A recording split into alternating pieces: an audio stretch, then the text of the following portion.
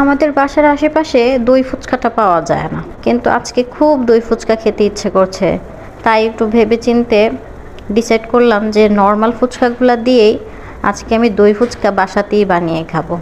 তাই আপনাদের সাথে শেয়ার করছি। আপনাদের যদি মাঝে মধ্যে দই ফুচকা খেতে ইচ্ছে করে আর পাশে যদি এরকম নর্মাল ফুচকার দোকান থাকে, তাহলে মিষ্টি টক আর হচ্ছে ঝাল টক দুইটাই নিয়ে আসবেন। আর নর্মাল ফুচকার সাথে যেই ভিতরে যে আলুর পুরটা থাকে সেটাও নিয়ে আসবেন। এনে এই যে আমার মতো আলুর পুরটা এই ফুচকার ভিতরে দিবেন। আর ছোট ছোট যেই দইয়ের মিষ্টি দইয়ের যে কাপগুলো পাওয়া যায়, সেই দইয়ের কাপ নিয়ে এসেছিলাম। এই যে আমার হাতে দেখতে পাচ্ছেন।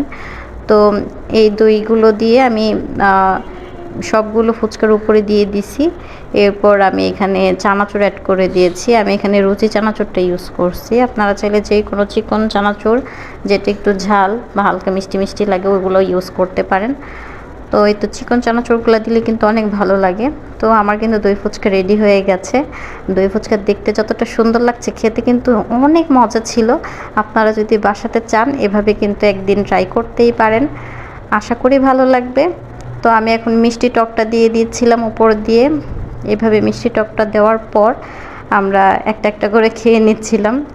আসলে বিশ্বাস করবেন না, সত্যি মানে এইভাবে যে নর্মাল আমরা দই ফুচকা খাই তো ওরকমই লাগছে, কিন্তু বরং আমার কাছে লাগছে যে আমি যে বাসায় এইভাবে এটা ট্রাই করছি এটা আরও বেশি মজা ছিল। আর বাসায় খেতে কিন্তু একটু অন্যরকম ভালো লাগে, কারণ বাসাতে আমরা ফ্রিলি খেতে পারি, এমনিতে দোকানে বসে খেলেও একটা অন্যরকম লাগে। তাই আমি সবসময় পছন্দ করি বাসাতে ফুচকাটা নিয়ে এসে নিজের হাতে সার্ভ করে এরপরে খাওয়াটা আমি বেশি পছন্দ করি। যেভাবে খুশি সেভাবেই খাওয়া যায়। তো আমি একবারে কিন্তু ফুচকা মুখে দিতে পারি না, আমি অর্ধেকটা করে খাই। আপনারা কি একবারে পুরোটা ফুচকা মুখে দিয়ে খেতে পারেন?